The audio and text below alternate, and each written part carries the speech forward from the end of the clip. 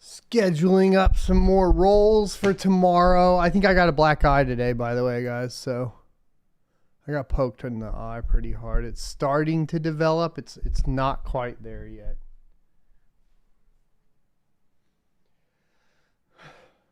There's too much pressure for a delay on ETH. We'll talk about that in a second.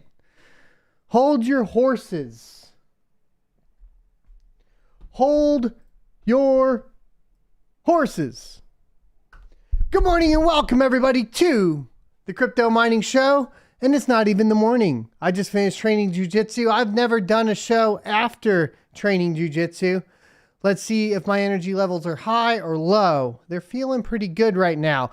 Today we have obviously the biggest news surrounding cryptocurrency at the moment, especially as it pertains to crypto mining, and that's Ethereum's merge projected for September 19th. Now, this is a soft timeline. We'll be getting into the details in a second.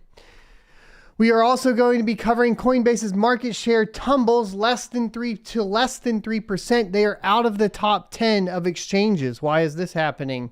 We're going to be talking about bunches of mining news, including but not limited to Bitcoin mining rig prices going down and crypto mining energy uses being disturbed in Texas, and Senate's passing bills regulating mining basically in different various countries. There's lots going on here. Vladimir Putin has also decided to ban digital payments in Russia. So I mean, stuff's getting real. I couldn't reach my bleep button, but it's getting real. Real.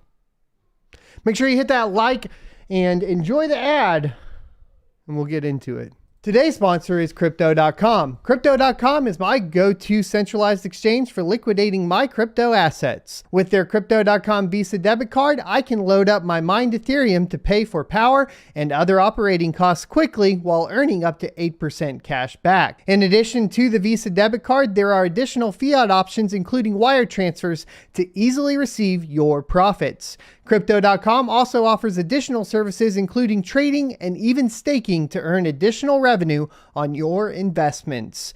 Join 10 million plus users buying and selling 100 plus cryptocurrencies at true cost by using my affiliate link in the description for a $25 funding bonus. Or enter referral code SOAT at sign up for the same bonus. Remember, cryptocurrency investment comes with significant risks, so do your own research. This is literally the least clickbaited title that I could do, with the most information, making it so obvious that you guys don't even have to watch the stream if that is all you're concerned about. But I hope that you stick around, because on this show, we cover everything pertaining to crypto from the perspective of a cryptocurrency miner. And even if you aren't a miner, I think there are some things you can learn. So I hope if you're stopping by for the first time that you will enjoy the show. That being said, first things first, we do like to cover new miner releases. So this is mining software in particular. This type of software is usually released on GitHub, and then you can download it and mine various different cryptocurrencies. And it really just depends on what you're trying to do, what cryptos you're trying to mine, what kind of hardware you're using, and so on. Today we have a new release from SRB Miner, which was released 11 hours ago. And the updates are as follows. They added Ethereum and ETC hash plus heavy hash. So this is a dual mining mode, meaning you're able to mine both ET or ETC hash along with a heavy hash algorithm. Now, they had already added Caspa mining, and Caspa is a modified version of heavy hash. So this is not surprising. It doesn't mean that you're going to see necessarily any sort of pump in the heavy hash type coins like OBTC or PBTC. But it is cool that this is an option. And I like seeing SRB Miner saying, hey, you know what? We already did a modified version of heavy hash. why don't we go ahead and add in heavy hash as well, give more utility to the miners, and that is what we're always looking for. They also added a dual mining mode for Autolicos, which is the coin Ergo, along with heavy hash as well. So you could do Ergo with OBTC or Ergo with PBTC. These are options. They also fixed some DAG creation issues on RDNA 2 GPUs, making the DAG creation faster, and fixed the case in which case for some RDNA and RDNA 2 GPUs wouldn't create the DAG for the ETH hash or PROG-POW algorithms on Linux-based operating systems. So it's pretty much what you're looking at as far as miner releases. There's no other mining software releases for today that I'm aware of. Maybe if you guys catch it in chat, I try to do my best, but we do miss some stuff sometimes. That's all I found so far for today. Now, we do have some new hardware information coming from Intel. We've been waiting for these GPUs. It's been a bumpy ride. When we first looked at the Intel GPUs, I was like, man, these are going to look pretty good. We're seeing large memory buses, which is what you want for mining, by the way, for the uninitiated, at pretty cheap prices, and pretty low power consumption because their core technology is not up there with NVIDIA and Radeon, which is actually not a terrible thing when we're discussing cryptocurrency mining, because all we really want is low power consumption with really good memory performance, at least a majority of the time, right? There are outlying cases, like, for example, what we just talked about on SRB with heavy hash being a little bit more core heavy. And so there is a little bit of nuance to that. And it will depend, of course, post-merge Ethereum, which coin decides to hit that price discovery. Maybe it is a core-intensive algorithm.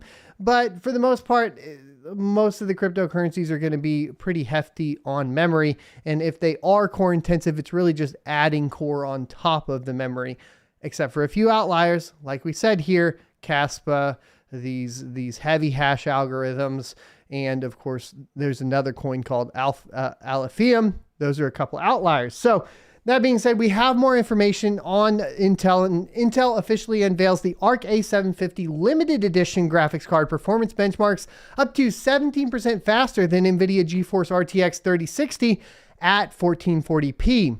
Intel has finally shared its official performance benchmarks of the high-end Arc A750 graphics card based on the Alchemist GPU architecture. The Intel Arc limited edition graphics card was teased by the Blue Team in early Q2 of 2022 when they announced their Alchemist GPU lineup along with the mobility variants. Since then, the Arc lineup has only launched in certain markets, first rolling out in entry-level laptop solutions and now rolling out in higher-end laptops. The desktop lineup has only seen one variant that's available for retail, and that is the Arc A380, which is not offered by Intel themselves as a reference variant, but a custom designed by AIC Gunner. Now Intel has started to share performance numbers and information regarding its high-end Arc Alchemist GPUs too. The first of these designs is the Intel Arc A750 Limited Edition, which was also teased back at IEM 2022.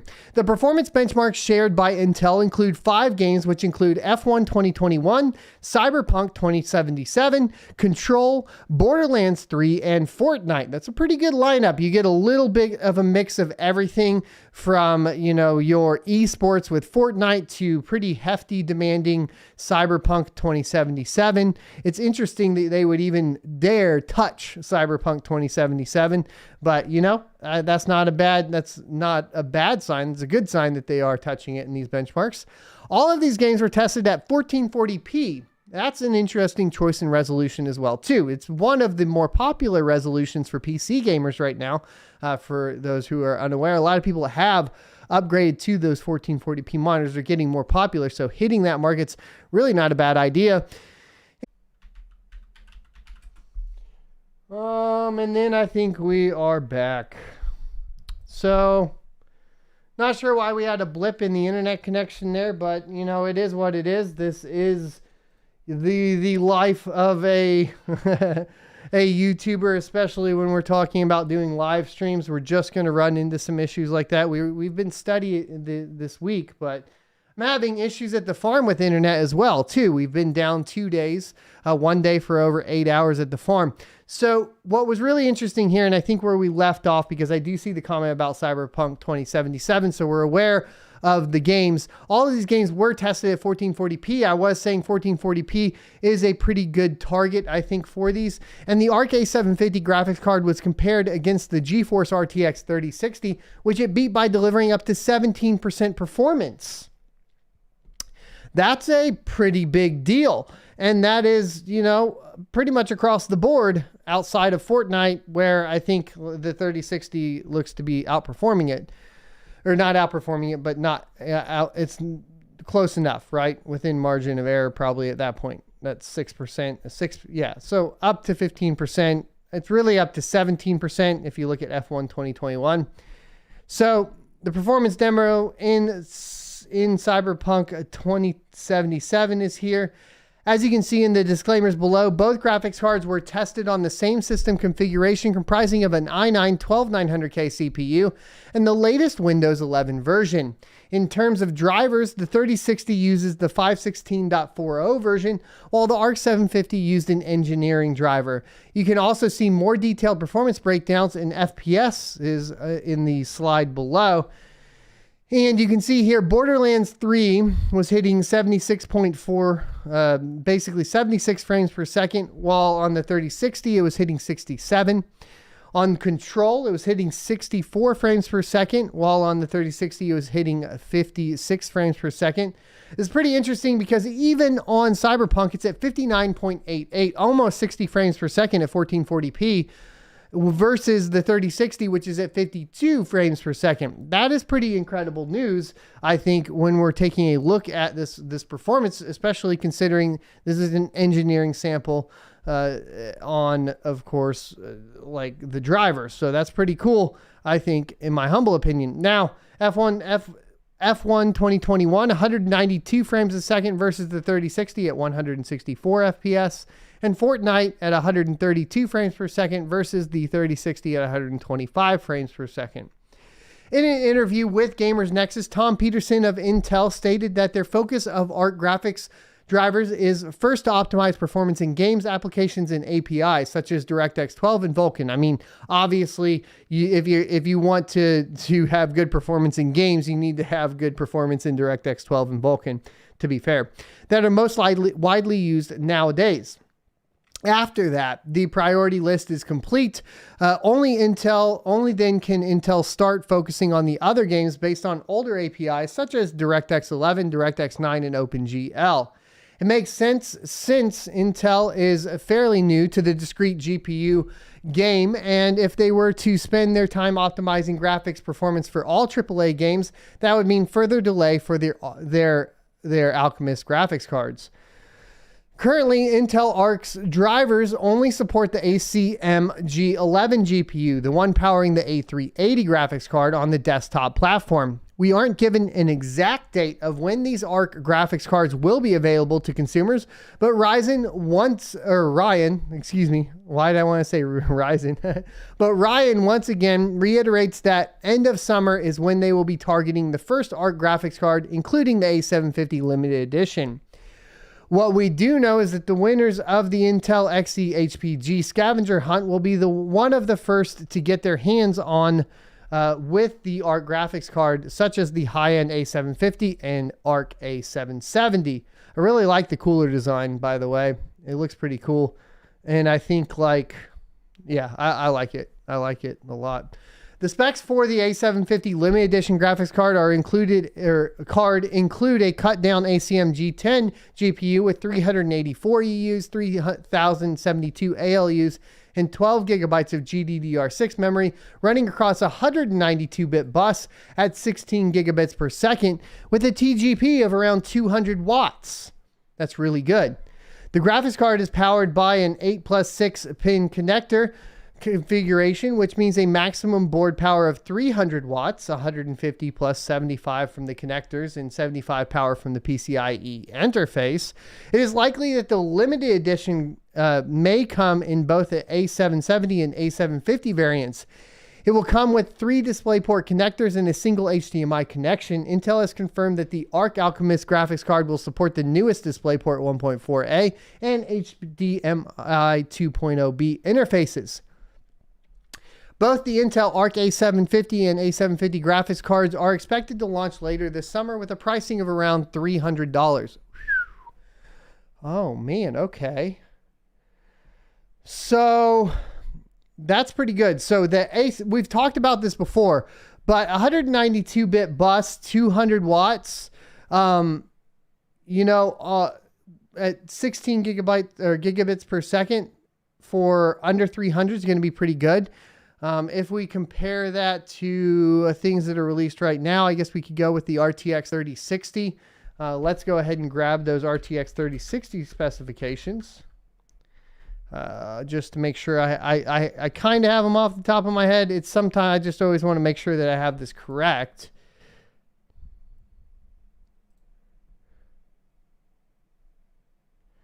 Yeah, so it'll be the same bus width as the 3060. So we can probably more than likely expect similar, if not identical mining performance on the A750 as we can expect as we see on the 3060, provided there's not any other crazy things that happen along the way.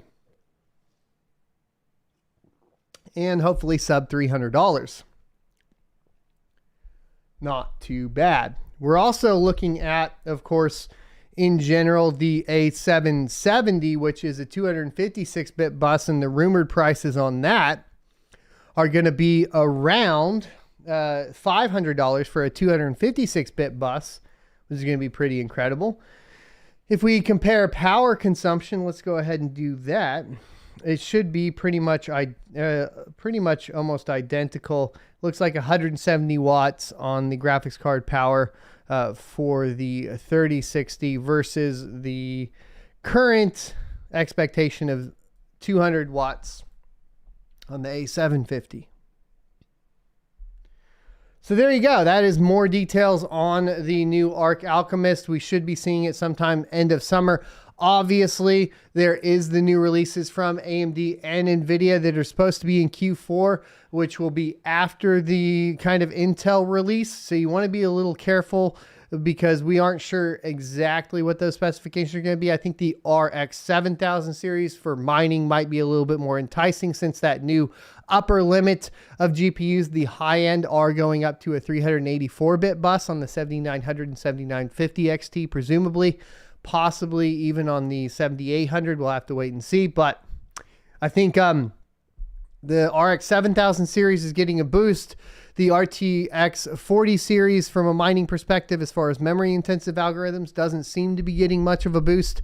But both lineups from AMD Radeon as well as from NVIDIA are going to see boosts on the core side of things. Pretty significant boosts, right? We're talking about up to like 2,700 megahertz on the NVIDIA side of things, and over 3 gigahertz on the Radeon side of things. And that is going to impact quite a few different algorithms, such as Ravencoin, Flux, Caspa, Heavy Hash, Alphium, those sorts of things. And it may make it significant, right? Let's go ahead and talk about CoinDesk article here and the bill regulating. We have bans to talk about too. But Paraguay's Senate passes bill regulating crypto. The text must now be approved or vetoed by the country's executive branch.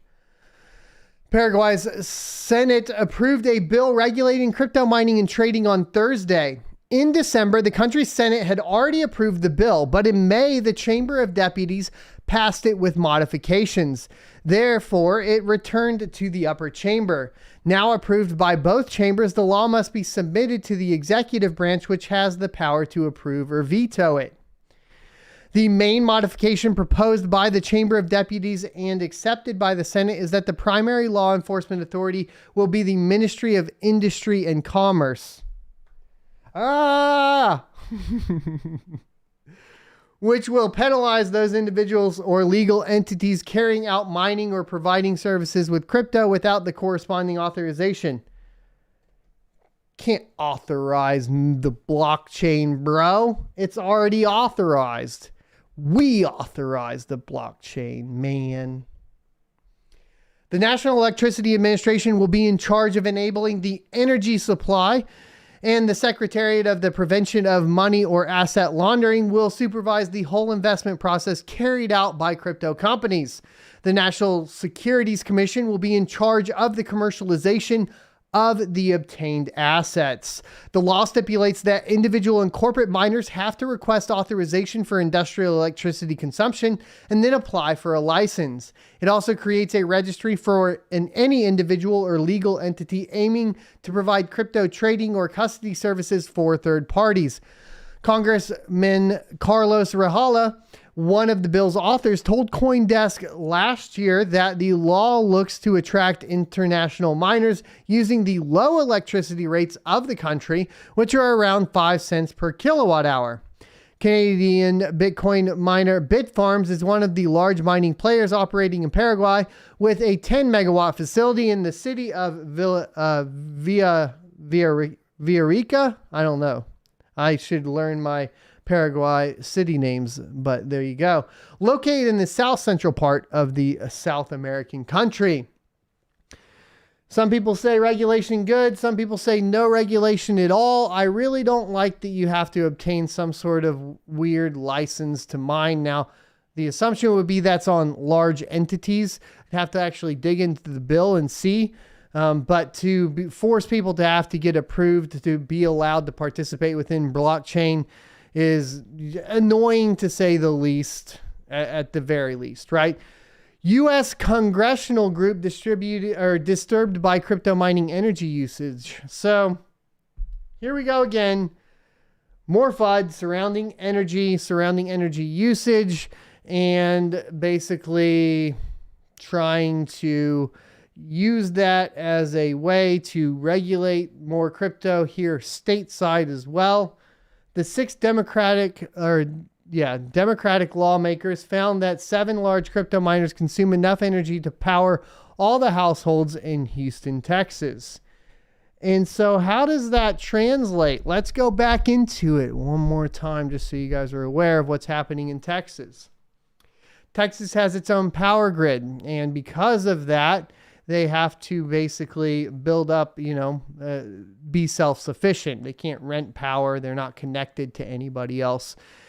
And in the case of like Houston, Texas, there's a whole bunch of people that maybe have power issues during certain times of the day when it's really, really hot outside. So what has been happening in Texas is the Bitcoin miners turn off during these peak demands to, guess what? Power all the homes in Houston, Texas. Now, when that power is not being used by all the homes in Houston, Texas, crypto miners are able to monetize it and therefore help the energy companies generate additional revenue to do what? Move into renewables, because that costs money to do that. Let's get into the FUD. In a letter sent to the U.S. Environmental Protection Agency and the Department of Energy, 6 Democrats. If you tell me one more time that I shouldn't point out that they're Democrats, I'm going to lose it. Jared Huffman of California and Senator Elizabeth Warren of Massachusetts requested those agencies require greater emissions and energy use reporting from the crypto mining industry. The results of our investigation are disturbing, revealing that crypto miners are large energy users that account for a significant and rapidly growing amount of carbon emissions. They're also the ones pushing all of the renewables that are happening. Look, if an infrastructure is in place and you want to get that infrastructure to a new place, right? You got a great example, right? When we talk about what I did for a living, which was migrate people from on-premises servers, infrastructure to cloud infrastructure, the entire goal of that was to reduce overhead and energy consumption for that company. But to do that, we still have to have that infrastructure in place and usually use some sort of hybrid model to still maintain the operation of the company and generate the revenue needed to complete the transition into the cloud. This is how that works, right? It's the same thing when we're talking about energy infrastructure. You need some sort of new industry to come in and generate that revenue so that they're not losing revenue, so that they can move into renewables. This is very important. It's a very basic concept too. And so when we talk about this stuff, it's important to point that out. Like, the crypto miners are the ones that are going to generate that additional revenue for energy companies to eventually move to renewable. And that has to be done. And also, we're not taking into account, like I pointed out before, the wild shift in energy consumption that can be alleviated by Bitcoin mining. Our investigation suggests that the overall U.S. crypto mining industry is likely to be problematic for energy and emissions, they added. The lawmakers said the top 7 mining companies have presently developed over 1,045 megawatts of energy capacity for their mining operations, enough power for all the residents in Houston, the largest city by population in Texas. The group is further alarmed by miners' plan to increase capacity by nearly 230%, enough to power another 1.9 million households. They also noted that much remains unknown about the full scope of mining activity and requested the two agencies work together to require reporting of energy use and emissions from crypto miners. The group asked for a response from EPA and the DOE by August 15th. This isn't the first time the lawmakers have urged federal agencies to look into energy consumptions of the crypto miners. Previously, Huffman and 22 members of Congress sent a letter to the EPA raising their serious concerns about how Bitcoin mining is polluting communities and having an outside contribution to greenhouse gas emissions. However, in response to that letter, a group of major Bitcoin investors, including MicroStrategy's Michael Saylor, Block's Jack Dorsey, and miners such as Core Scientific, authored a letter in May defending Bitcoin mining and discussed the many misconceptions about the environmental impacts. That has been covered on this channel. Definitely look it up. That is an important letter to read. You can also hyperlink from here, but we did cover it. It is on point. Most of what you hear me talking about and referring to came from that letter. Okay. So get the details, have those talking points when you are talking to people in public about cryptocurrency and cryptocurrency mining too. Make sure you are able to defend those positions when they arise. The emissions issue has been debated widely, and among recent actions by U.S. policymakers was the Securities and Exchange Commission proposing that all publicly traded companies report greenhouse gas emissions from their operations in addition to the amount of energy they consume. The mining industry mostly welcomed the move, hoping to shed light on efforts at using renewable energy sources. See, this is the thing, right? They do this, but it's like a threat. And then they make the threat and realize, oh, but that report's going to show that miners are moving to renewables, that miners are encouraging the move to renewables, that miners are funding the move to renewables. And without miners, we don't have the revenue to actually change anything, and we'll be stuck on coal back in the past in the industrial age for another 50 years because we think we need to stop everybody from progress. It's goddamn frustrating. The mining industry mostly welcomed it, right? There have also been moves at the state level, with New York Senate passing a moratorium impacting Bitcoin mining in the state. It's not a ban of proof of work mining per se, but a 2-year freeze on starting new Bitcoin mining facilities that rely on carbon-based fuel. The mining industry has been vocal against lawmakers' push to curb energy usage. The Bitcoin Mining Council, BMC for short, a voluntary global forum of Bitcoin mining and other companies in the industry, said that its survey found recent improvements in use of sustainable power mix by the miners and technological efficiency. The global mining industry's sustainable electricity mix is now 58.4%, claims the BMC. That's a ton. And the global Bitcoin network's technological efficiency grew by 63% year over year. So the efficiency is growing. The move to sustainable is absolutely astronomical compared to any other industry. So the attack is not about the environment. That's just that's just the fact.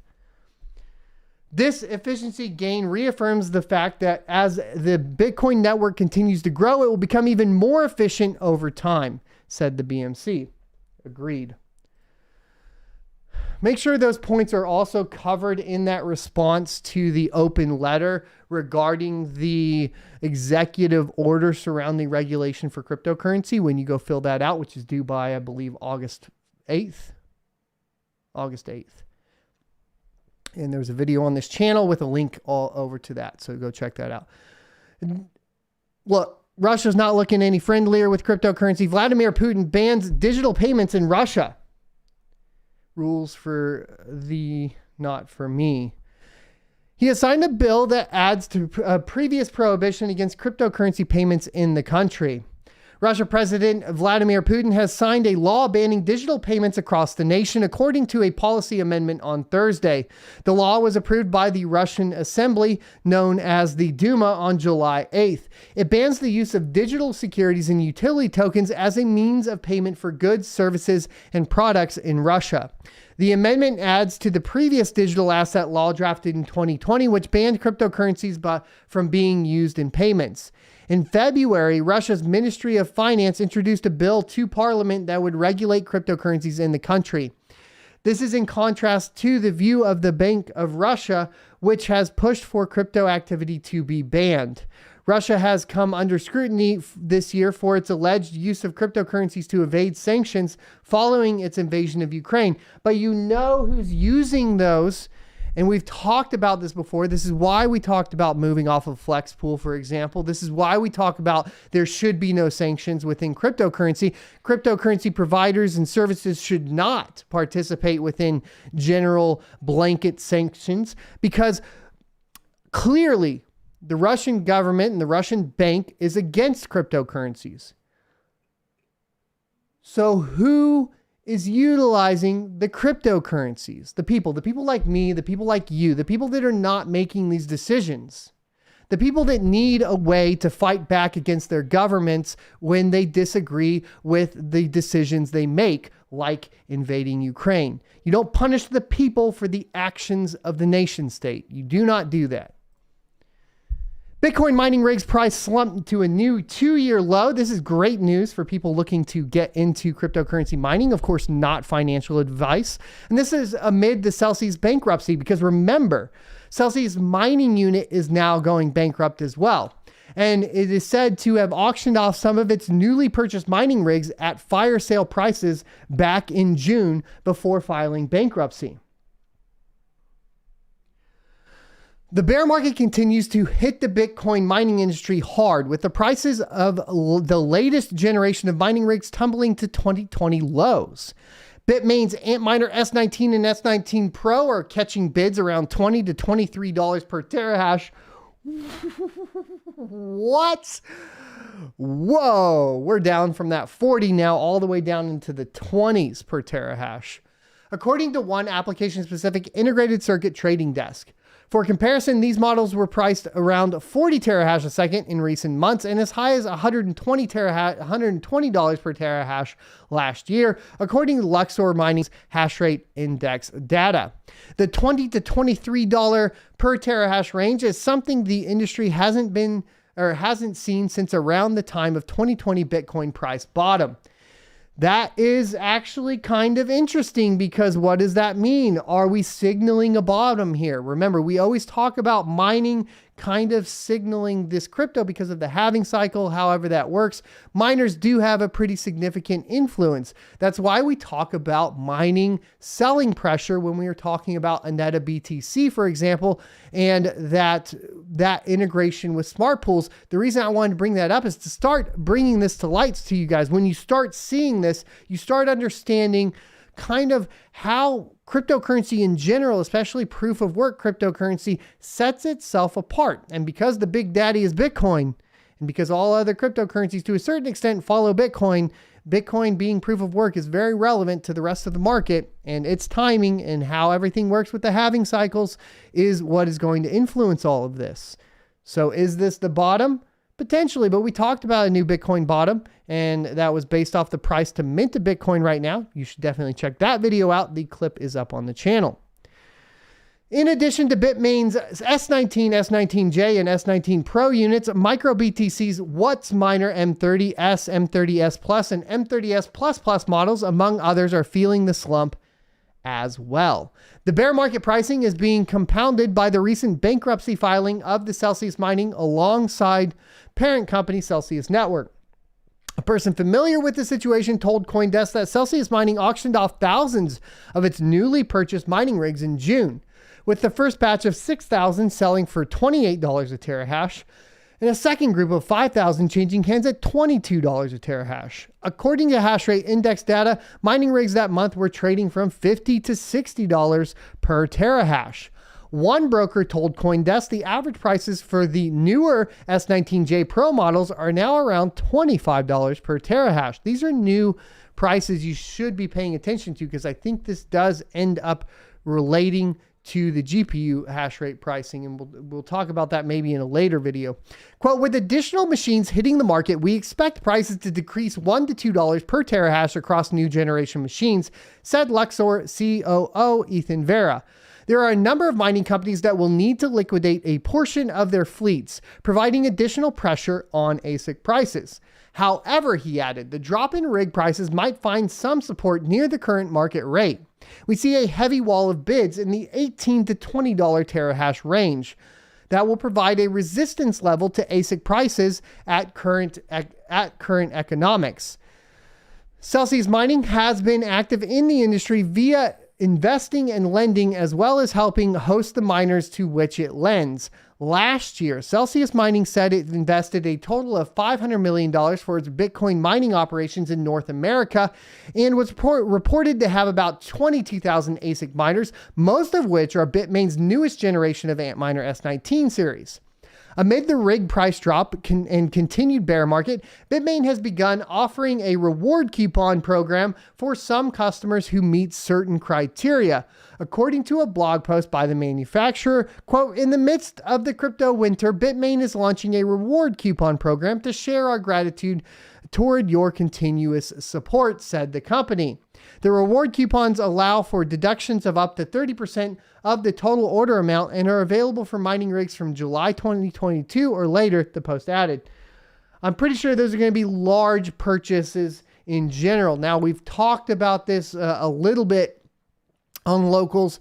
I've talked about it with some other people as well. And as a smaller miner, it's very difficult to get into Bitcoin mining. The margins are very, very small. We have extremely large companies hopping into Bitcoin mining and investing, millions of dollars that us as home miners will never be able to achieve. And they are also even integrated into energy companies like, for example, Iris Energy, who basically has an energy company and Bitcoin mining, and it makes it nearly impossible to really get into that. But that doesn't mean that there aren't other opportunities within the ASIC mining space. And this is not financial advice, but one of those opportunities I'm looking at in particular is going to be the L7, which is a script miner. And the reason for this is that script coins have the most amount of, or the script algorithm has the most amount of coins available on it. It provides the added benefit of being able to merge mine meaning mining 2 coins at one time. And it provides, of course, and the last point here is when we look at the previous bull run, what we see is most miners outside of Bitcoin ASICs and the Ethereum ASICs were not being developed until well after the bull run had started. We didn't see L7s hit the market until near the end of the bull run. And those should be some of the more interesting ones for opportunity for smaller home miners from the ASIC perspective. Of course, there are a couple caveats here. The L7 is going to take 3,250 watts, which means a 20 amp, 120 volt circuit will not do it for you. So you'll have to upgrade power if that is something you were looking at. And then, of course, it is loud. So your wife is going to get mad unless you figure that out or put it somewhere where she can't hear it. All right, that is going to be pretty much it as far as mining prices, and a little bit of added bonus on the end there when I'm looking at these ASICs. That doesn't mean buy the L7 now. It's just I'm looking at it. That's the opportunity I'm looking at. I'm probably going to avoid the Bitcoin mining ASICs because, frankly, I don't feel like I have the competitive advantage versus a lot of these other companies for those previously stated reasons. Coinbase's market share tumbles to less than 3%. This is insane. The decline likely places Coinbase outside the top 10 crypto exchanges. Oh, how the mighty have fallen. Oh, how the centralized mess is waning as people pull their cryptocurrency out of exchanges because, well, it's clear that if you do not control your keys, in the case of Celsius, for example, you have the potential of losing everything. The decline likely places Coinbase outside the top 10. Coinbase Global continues to lose market share to its global rivals and is at risk of greater losses amid the crypto bear market. Mizuho equity research analyst Dan Dolev said in a note to clients. Dolev estimates Coinbase's average trading volume at roughly $1.2 billion in July, down from nearly $7 billion in November of 2021. The company's market share of global trading volume dropped just 2.9% in July, said Dolev, versus an average of 5.3% in the first quarter of 2022 and a peak of 8 to 9% in November of 2021. According to Dolev, Coinbase ranked 14th in average trading volume by dollars in July, down from 4th last November. Binance continues to be one of the world's largest exchanges by volume, posting an average of nearly $11 billion in trading in July, down from $32.9 billion in November.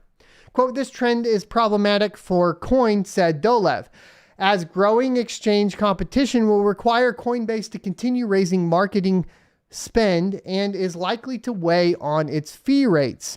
Quote, "All of this coupled with the subdued volume trends is likely to weigh on profitability moving forward in our view," end quote. Dolev continues to rate the shares at neutral and trims his price target to $42 from $45. Coin is up modestly in Thursday action at $53.96. Goldman Sachs downgraded its recommendation on CoinBuy to a sell in late June, saying the exchange will need to make substantial reductions to its cost base to stem the resulting cash burn as retail trading activity slows down. And on that note, we're going to run our second ad per our sponsor today, which is Crypto.com. And then we're going to get into the big topic, which is Ethereum's merge. Today's sponsor is Crypto.com. Crypto.com is my go-to centralized exchange for liquidating my crypto assets. With their Crypto.com Visa debit card, I can load up my mined Ethereum to pay for power and other operating costs quickly while earning up to 8% cash back. In addition to the Visa debit card, there are additional fiat options, including wire transfers, to easily receive your profits. Crypto.com also offers additional services, including trading and even staking, to earn additional revenue on your investments. Join 10 million plus users buying and selling 100 plus cryptocurrencies at true cost by using my affiliate link in the description for a $25 funding bonus. Or enter referral code SOAT at sign up for the same bonus. Remember, cryptocurrency investment comes with significant risks, so do your own research. And welcome back, everybody. So, as we already talked about in the beginning of the show, we're going to go over the details now, and in the title, Ethereum merge is slated for September 19th. Now, this is a soft timeline, and the news is coming from Tim Biko's Twitter, but we do have an article from Coinbase as well to read through to get additional information. The merge will see Ethereum switch from energy-intensive proof-of-work consensus. You want to make a crypto miner mad, you call it energy-intensive proof-of-work consensus method. That's how you do it, all right?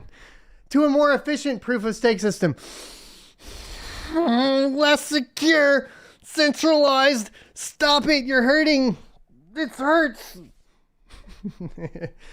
Tim Biko of Ethereum Foundation projected this week that the merge, Ethereum's long-anticipated transition to a new design, might take place the week of September 19th. The merge will see Ethereum switch from the energy-intensive proof-of-work consensus mechanism brought to the fore by Bitcoin to a more efficient proof-of-stake system. In addition to slicing the network's energy use by 99.95%, some proof-of-stake proponents believe that switching mechanisms will introduce security and scaling benefits. How? First of all, they got rid of all the scaling. That's done. They're not doing that anymore. They gave up.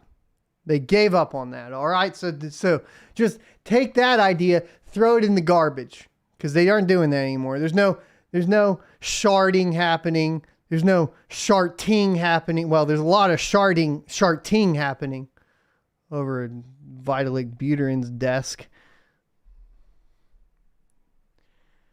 Oh my God. So this is the merge time. It isn't final, but it's extremely exciting to see it coming together, was the tweet. And we can click on over to here and get the information straight. This is Tim's suggested timeline for discussion. Goerli Prater client release on the 27th or 28th of July. We'll be monitoring all of these releases. Announced 28th and 29th. Prater and Bellatrix on the 8th of August. Goerli merge on the 11th of August. All core dev on August 18th. Planned mainnet merge. This is talking mainnet, guys, for September 19th. Bellatrix in early September, and then merge 2 weeks later on September 19th. That'll be the mainnet merge on September 19th. Could be more aggressive in places. For example, could have off-scheduled all-core devs to set mainnet TTD earlier. They're talking about earlier, not later. Soft timeline here. It sounds like they're talking about earlier, not later. So don't get your hopes up.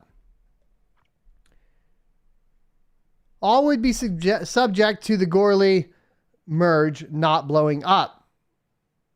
Tim to make a TTD proposal for Goerli on Monday, which we'll cover on Monday for the live show at 9:45 a.m. Central Time here on this YouTube channel.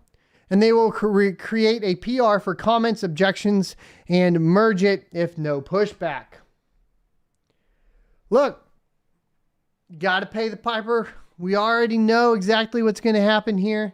We already know that they're not going to be able to pull the staked Ethereum out like most companies are expecting. This is going to compound the issues that we see with Lido, staked Ethereum, STETH. This is going to compound the DeFi contagion, because the expectations of retail is that the merge will happen on September 19th and that they will be able to pull their Ethereum out of stake.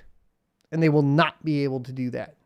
You need to be very careful with the September 19th, sell the news. Like, obviously what we're seeing today in price of Ethereum is reflecting that, right? We're at 1265. That's pretty good. A 6% pump. It's outperforming Bitcoin right now.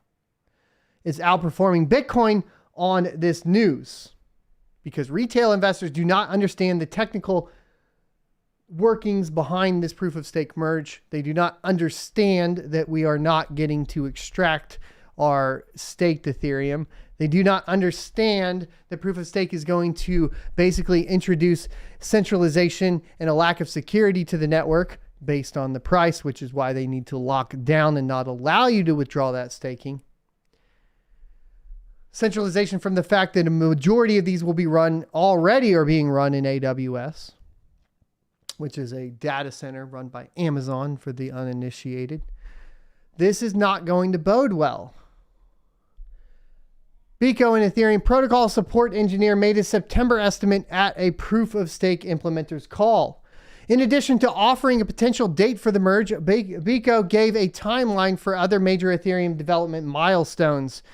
Though he offered a rare hard date for the merge, Biko also reportedly noted on Discord and Twitter and Ethereum community Zoom call that the timeline is very likely to change. What is the merge? Today's proof of work mechanism whereby miners compete to secure the network by solving complex computational puzzles is the consensus algorithm that secures the Bitcoin blockchain, but it has been criticized for its high energy costs. We talked about this earlier.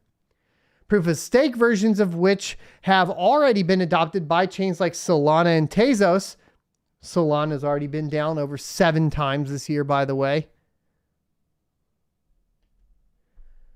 Replaces miners with validators. Validators can stake 32 ETH with the Ethereum network for the chance to get randomly selected to add blocks, bundles of transactions to the chain. In both proof of work and proof of stake, adding blocks to the chain typically grants some rewards to the block issuer. The update from proof of work has been on Ethereum's roadmap since it first launched in 2015. But engineering complexities have caused the shift, originally dubbed Ethereum 2.0, to drag out several years. The merge is not expected. Thank you, CoinDesk. Have you been watching the channel? I love that. Originally dubbed Ethereum 2.0. I love it. Thank you. The merge is not expected to reduce Ethereum's relatively high fees and slow transaction speeds.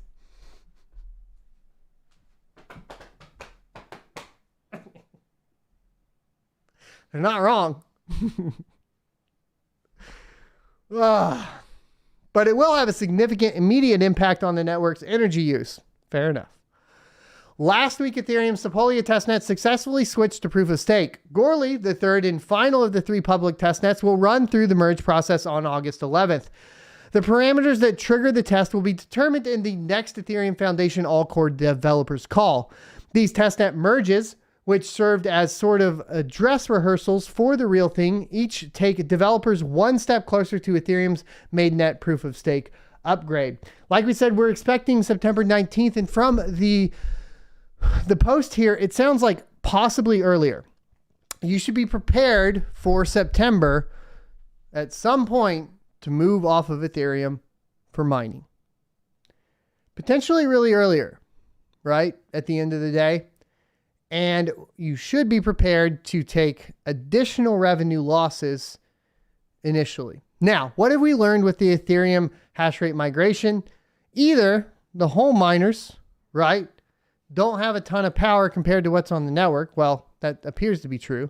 Or just the YouTube miners don't have enough. How many home miners are there compared to YouTube miners is really difficult to really understand. People that consume content like mine, Red Panda Minings, Rabid, Bitsby Trippin', a lot of great guys. Total, I think the biggest channel, for example, would be like Voss Coin at 660,000, but a lot of his crowd has moved off of mining. So let's be a little bit more conservative and say 200 to 250,000 people that watch on YouTube, and then there's a drop off, and then there were people that were going to be greedy and so on. But what we did learn is there wasn't a ton of hash rate from home miners that moved over. What does this mean? It means that there's probably a little bit of light at the end of the tunnel. There's a little bit of hope there, because that means that a majority of the hash rate coming off of Ethereum is going to be large farms who are already, like Hut 8, talking about essentially changing to high power computing instead of mining, right? ASIC miners, which will only be able to move to one coin, Ethereum Classic, provided they have the firmware, or they're just dead in the water, right? And that if that is the case, then you as a home miner have a significant opportunity in other segments within the market. We also will have the exciting time of seeing what coins will find some sort of price discovery. We're starting to see some price discovery in other proof of work projects. Beam here recently, Firo, sort of hybrid proof of work. There are some things happening there. We've seen some, resurgence in Ethereum Classic here and there, but I think they're going to have a lot of trouble with those ASICs.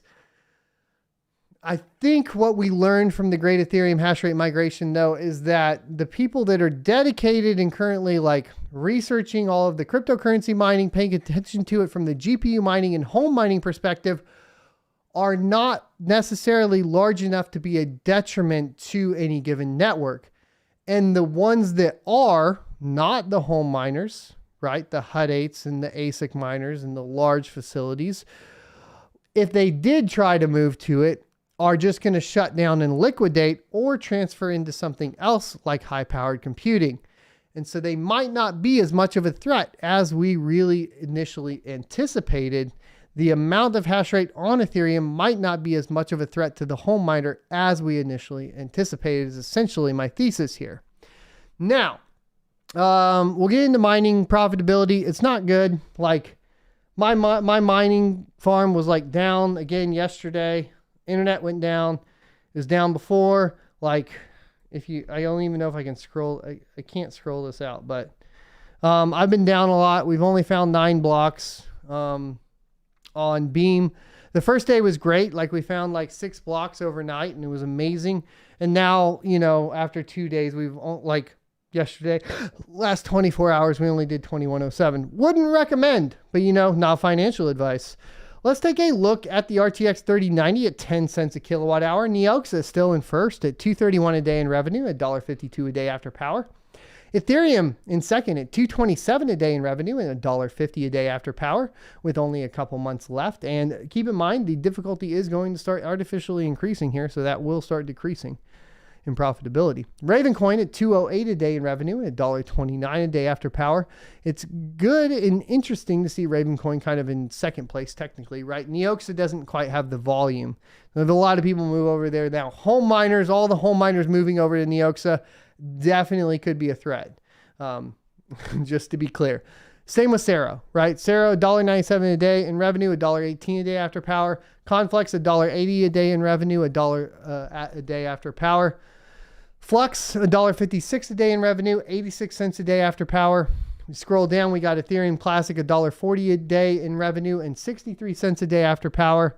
Ergo, $1.36 a day in revenue and 74 cents a day after power.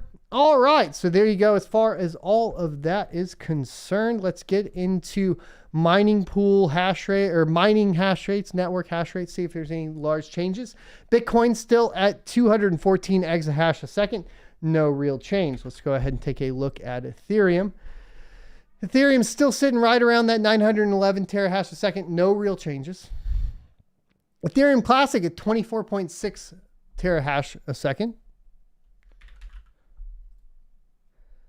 Flux at 1.02 mega solutions a second, a pretty significant dip in hash rate, interestingly enough, as well as a dip in difficulty. That may be one to, you know, play around with. Let's take a look at Ravencoin. Obviously, the second most profitable right now is at 2.5 terahash a second and a slight decrease in difficulty.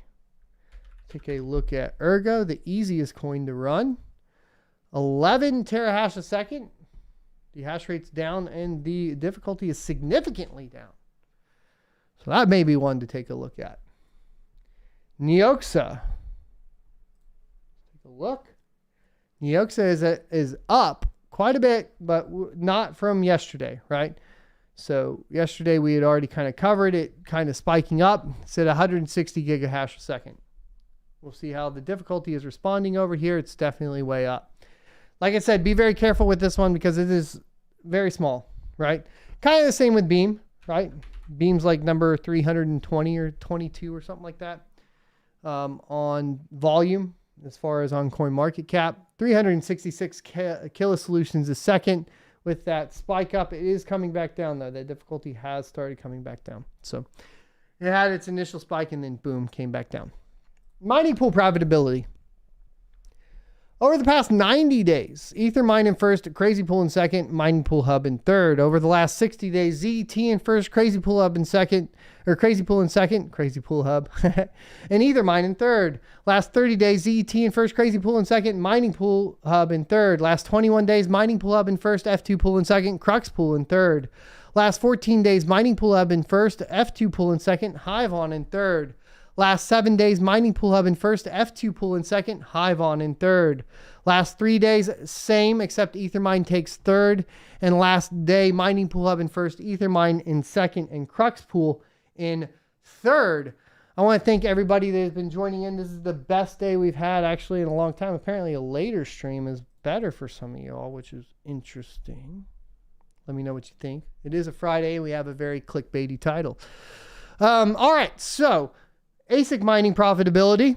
We still got the L7 technically in first. The E9 should be shipping today. I don't presume any of the E9s are actually on the network yet. They got to come from China. They're probably going to be hitting all over globally, slowly coming onto the network if they do. But are they selling out?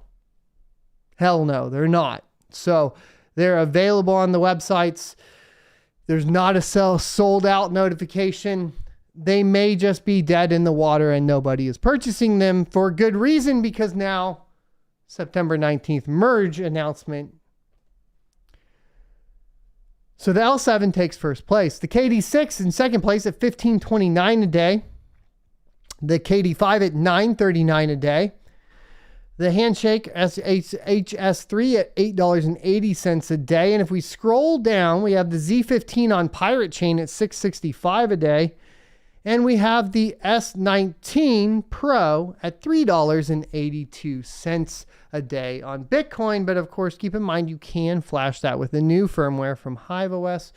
And that is not necessarily not calculated into this particular list. Now, if you are looking at purchasing ASIC miners as they start to go down in value, we have a new affiliate partner at coastalcryptomining.com. BT Miners is still a potential sponsor for the channel. You can basically shop between the two. Find the best prices, go from there. The thing that Coastal Crypto Mining is offering the viewers of this channel, and I appreciate them for doing that, is a 5% discount with the promo code SOAT or SOAT. So if you're looking to purchase some ASIC miners and you want to support the channel, of course, going over there and utilizing that will benefit both you and, of course, the YouTube channel. So check them out at coastalcryptomining.com. And keep in mind, all of their prices are VAT fees included. There are additional fees technically on BT miners depending on where the miner is shipping from. So also make sure you add to cart and check all of that. Taxes and etc., shipping and so on. Depending on your geographical location, there is probably benefits to BT miners sometimes and probably benefits for Coastal Crypto Mining in other times. That is pretty much how that's going to roll. Let's get into questions and answers for the day. Remember, super chats are never required, always appreciated. First to be read because they're the easiest to read. Second to that, if you want to support the algorithm for the channel, I have been notified that super stickers help boost the algorithm for whatever reason. I'm just letting you know in case that's something you want to participate with and help the channel out. To support me directly in a manner that provides me with the most amount of revenue and the least amount of the man taking it from me, check out sonofatech.locals.com. Over there, though, you can become a member for free, and I highly encourage that. We're trying to hit our 800 member goal, and we are over 420 members now at this time. And then if you want additional content or that's specific to locals only, such as yesterday, ice baths or, spec mineable coins. But if you want to go ahead and support additional content, which is pretty much why it's there, you can at $5 a month or more if you prefer. You can get 2 months free if you decide to do a year up front. So that would be $50 instead of $60 for the year. And it would be super helpful, obviously, to the channel. So that's the best way to support as far as directly financially. Let's get into it right now. Boom. Patrick says, "That's Tech, perfect timing for the morning mining show." Right.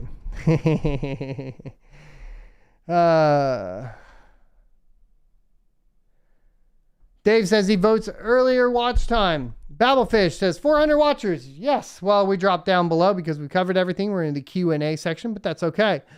Gandalf Gray says, "Ask Tech on locals. If I schedule a one-on-one, does it have to be video chat?" Well, you can dial in. You don't have to do the video, but you utilize one of those apps. You don't have to turn on your video. You must be on video. That would be weird. Thanks, I Prefer Pi, for boosting the algorithm with that 99-cent super sticker. Moretta says, "Ask Tech how the liquidity works in Ergo Dex and Ergo Neta." What do you mean? Same as any other liquidity pool. You add 50% of Ergo, 50% of Neta, and then it helps facilitate the trades, and then you get paid a percentage depending on how much trading between the two pairs is going on. Jeff, thank you for the $20 super chat sticker, boosting that algorithm. Thomas TV says, "Ask Tech, is the merge happening in September?" It's in the title. We talked about it. It's happening on September 19th, presumably. Now, the thing is to be careful about. It is a soft timeline, meaning it won't necessarily be exactly on the 19th. Remember, you also have total terminal difficulty that is variable depending on the amount of hash rate on the network. In addition to that, you also need to take into account, though, that doesn't mean it's going to be delayed. That means that from what we read, it looks like they're talking about making it sooner.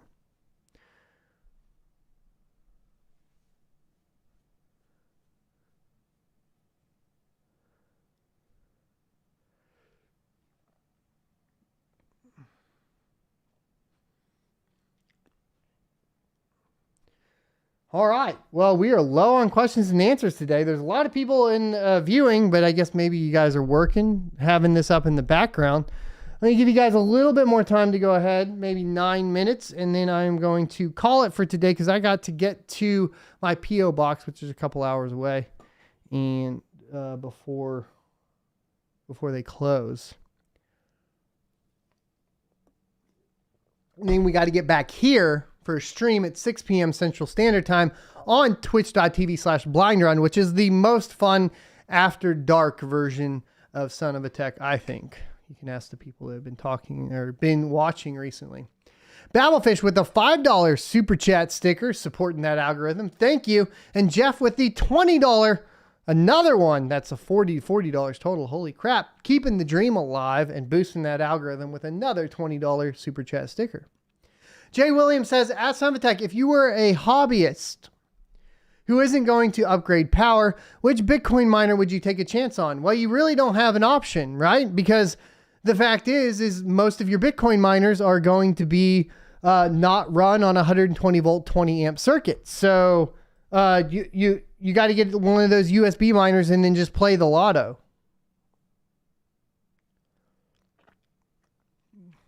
There's no profitability in that. Period. End of story. Crypto Moon says, ever try PEA supplements? No. What does PEA stand for? Chadwick says, Son of a Tech, booyah. There you go.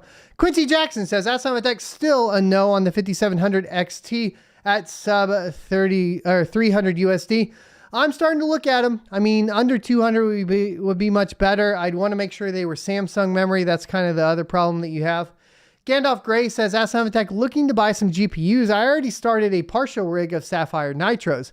Would you add only Nitros or just any 5700s? That's a good question. If you are able to add only Nitros, it makes your troubleshooting a lot easier, in my humble opinion. So I would go that route. Plus the Sapphire Nitros are just bomb in general. Thomas TV says, Son of a Tech, will the ETH price increase after the merge? The ETH price will initially increase, right? Price will increase, but we have the DeFi contagion. So the DeFi version of everything is possibly going to just completely implode on itself when basically everybody in retail realizes they can't withdraw their Lido ST ETH still.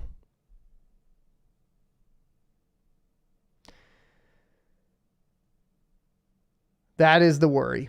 Max Barbell says, Son of a Tech, I got Ergo up and going on my Samsung 5700s, but not seeing the hash rate you mentioned. Any thoughts? Interesting. I'd have to double check, I guess, and see what's wrong. Are you using Team Red Miner? Memory, I don't even have a memory overclock, and they all hit 110 megahash a second. Patrick says, Son of a Tech, honestly, though, you like what? Thanks for the super chat sticker. Ted Park boosting the algorithm, $1.99. And Guillermo, thanks for the 99-cent super chat sticker boosting that algorithm.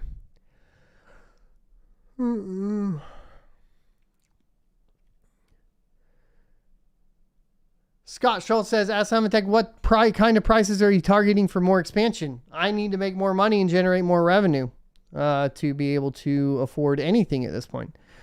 Kinlar says, Son of a Tech, have you heard much about the KDA boxes and reliability? No, I haven't. Those prices are kind of tempting as far as KDA goes. Yeah, that's fair enough. Sean McEwen says, Son of a Tech, how do you feel about MetaMask over the winter? MetaMask is fine. It's going to be the same as it always is because it's a self-custodial web wallet. Just don't be stupid and make sure you download the right one. Sam says, Tech, what is your favorite GPU? My favorite GPU of all time was the R9 Nano from AMD. Ruskalaka says, Tech, do I have to do anything with ETH in my wallet for the merge? No, that is, my understanding is no, you do not.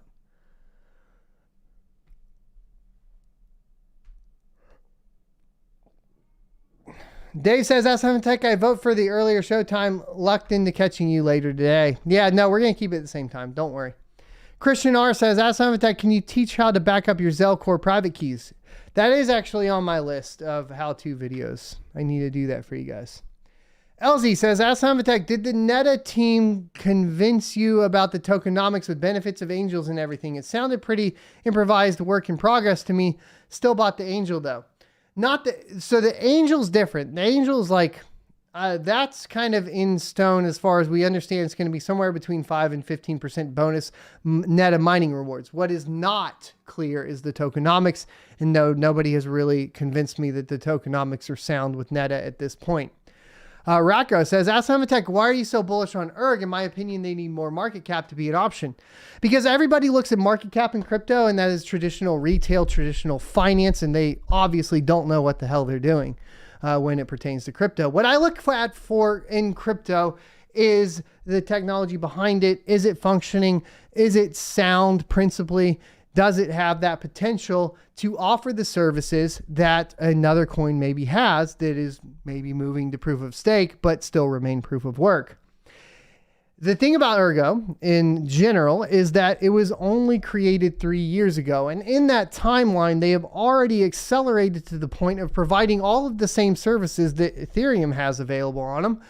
And additional services and additional utility that Ethereum will never have. Plus the integration, of course, with Cardano. All of those things together spell out a good long-term project.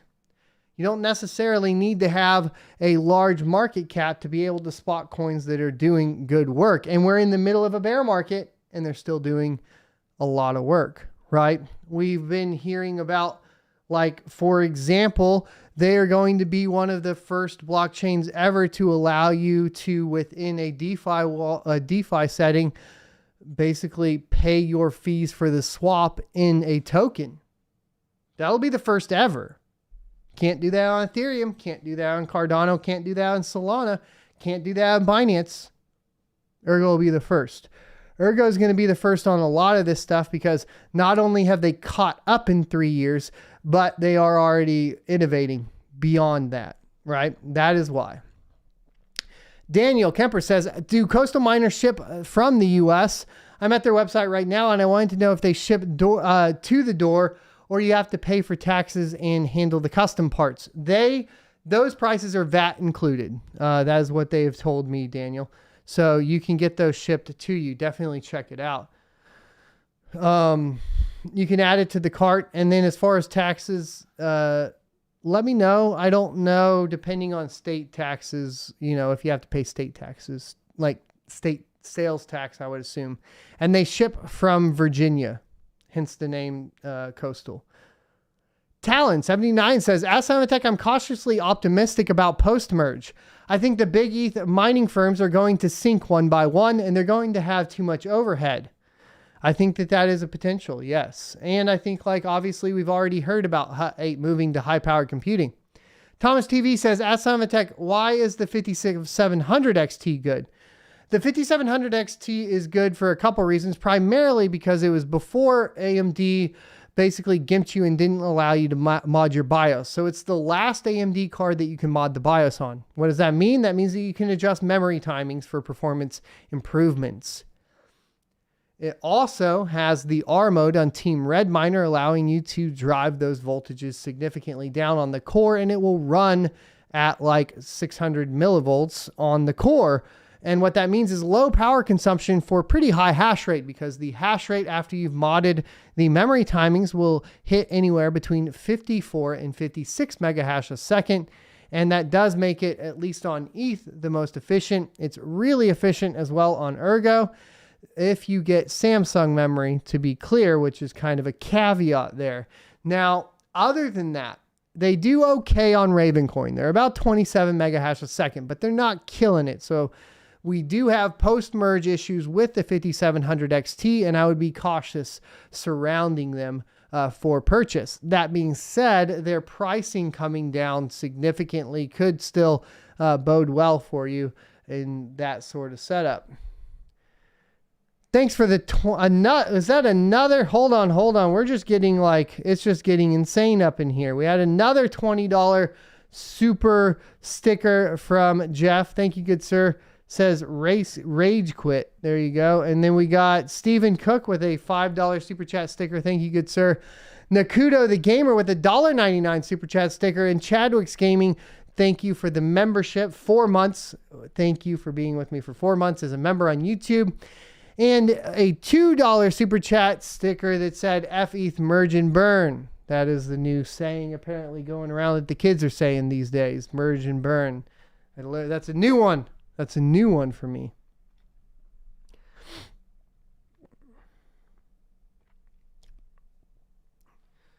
Ronaldo says, Asamatech, one of my Octominers died yesterday afternoon. It says connection to API server failed. Ethernet cable is good. I flashed a new Hive image, but no luck. Any idea? I would contact them because it's probably under warranty still. And at the very least, they're going to be able to troubleshoot that with you a little bit better. Quincy Jackson says, Asamatech, you're the best man. Really appreciate your hard work and consistent content. I'm here. I hope you guys remain to be here too. Ruskalaka, there we go. Asamatech, do I have to do anything with it? We already answered that. Come on, man. Alex says, Asamatech, come on, man. Alex says, Asamatech, thoughts on Sigma USD? It's an algo stable coin similar to how Luna UST operated. As it's been explained to me, the Sigma protocol, obviously not every algo-based stable coin is equal. And there is significant technological differences in the background there. But just from a step back, like top-down view, the major difference is that Sigma USD is backed by Sigma RSV 4x, right? So for one Sigma USD, there has to be 4 times the Sigma RSV locked in liquidity, right? Or not liquidity, but locked. So it does have different tokenomics that presumably what I've been told makes it better. And obviously I've been told this not only by the Ergo team, but also Charles Hoskinson has stated this because Charles Hoskinson is looking at Sigma protocols and Ergo for the stable coin on Cardano. That is what I've heard. So, it is what it is. Those are the differences. I still am cautious surrounding all of those, right? Nicholas Kane says, Asamatech, while the market is low, I've been checking out events calendars on Minepool stats. I'm taking the risk in mining coins that have a halving coming up, hoping they might pump a little bit. The hard part there is halvings don't always pump individual coins. Halvings affect the large market because everything kind of still just follows Bitcoin. Max Barbell says, Asamatech, I use Nanopool and NB miner and only get 97 mega hash a second. Well, that's still not bad. Try Team Red Miner though, and let me know. Texas A says, Asamatech, next time you talk to Ergo, will you ask about their ASIC resistance stance when ASICs are released? And will they change the algo? Yeah, I can try. I haven't talked to them in a while, to be fair. Quincy Jackson says, Asamatech, can you still buy Neta Angels? You can on the Ergo auction house, yes. But you have to win them in an auction.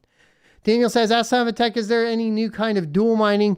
I feel like Tongon Alphium is not attractive. Yeah, we just covered it at the beginning. SRB miner has dual mining with heavy hash added in, as well as the modified version of heavy hash with Caspa. So you can dual mine those two. I do not have a Neta Angels how-to, but I guess we could do that. Gandalf Gray says, we did buy one live on the show on Twitch, but I could try to clip that. Gandalf Gray says, Asamatech, when using the cost of Bitcoin to speculate at bottom, is it best to use the average or the bottom price of profitability it would make sense. The bottom would be closer to where only and he didn't finish. I'm not sure exactly what you're asking. So you're saying like cost to mint one, basically based off of the charts we've reviewed previously, where like in Texas, it costs 15,000 in whatever, right? Like this state or country, it costs 13,000. Should you average that out or not? And I still stand by so while I say there's a new potential bottom for Bitcoin, I still stand by we're going to be between 18,000 and 22,000 for the foreseeable future through the crypto winter. I still stand by that, right? The new potential bottom based on the Bitcoin mining price doesn't include loans. It doesn't include anything but power, right? It doesn't include rent. It doesn't include property taxes. It just doesn't include all of that stuff. Like total cost average to mint a Bitcoin is still around 22,000, which is why we see that resistance keep pumping back up to 22,000. Jeff, thank you for another $20 super chat sticker. Holy moly, good sir. Just throwing money at me today. Be careful there. Be careful there. But $20 is $20. And I appreciate it because it's definitely much needed in this crypto winter. And I hope I am providing valuable insight for you guys. Texas Ace says, ask Simon Tech. Nope, we did that one. We did that one. We did that one. We did that one. Thomas TV says, at Simon Tech on Ethermine, if you choose Polygon payout, how does it work? It pays out on the Polygon network. So there is a guide on the channel. You can go check it out.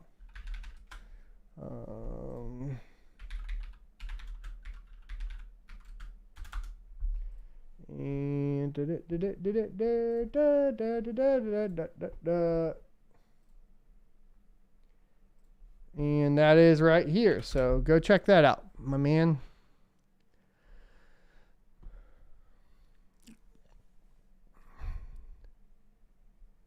Redman says, ask Simon Tech, if I had been running ET hash on Hive and I switched to Flux and get a fatal warning from running mini-Z miner, what to do? If I've been running ET hash on Hive and I switch to Flux and I get a fatal warning from running mini-Z miner, what to do? Try reinstalling mini-Z. You can do that by, like in Hive, selecting an older version, first forcing the install of it, and then selecting the new version again. Manually, you could do it through shell too. In addition to that, you may have an issue with the core on one of your GPUs. And that was exposed by running Flux because Ethereum doesn't use a lot of core. That is a potential. Rad CPU man says, ask Simon Tech question. I turn off about half of my ETH farm from 2 p.m. to 7 p.m. because of power price and heat. I switched that half to NiceHash because of the way the pools and work penalty works. And work penalty. Okay, I see what you mean. So because it rents out, you don't have as much issue with the pools. You could always leave like one GPU on that pool. That's a potential. Josh Clement says, ask Simon Tech, happy Friday, man. Plans with the fam this weekend? Well, not really. Not really. We're doing some other stuff this weekend, but we're also getting a ton of Octominers in as well. Speaking of, though, I do got to get to UPS today to pick up a product for review from Coastal Mining. Yes, we have a product review coming out on the channel soon, a couple weeks, but we're going to get that going today. Thank you guys. For sure. Ergo Auction House link. Yeah, I'll get that for you now. It's just ergoauctions.org. But I'll post that over here for you.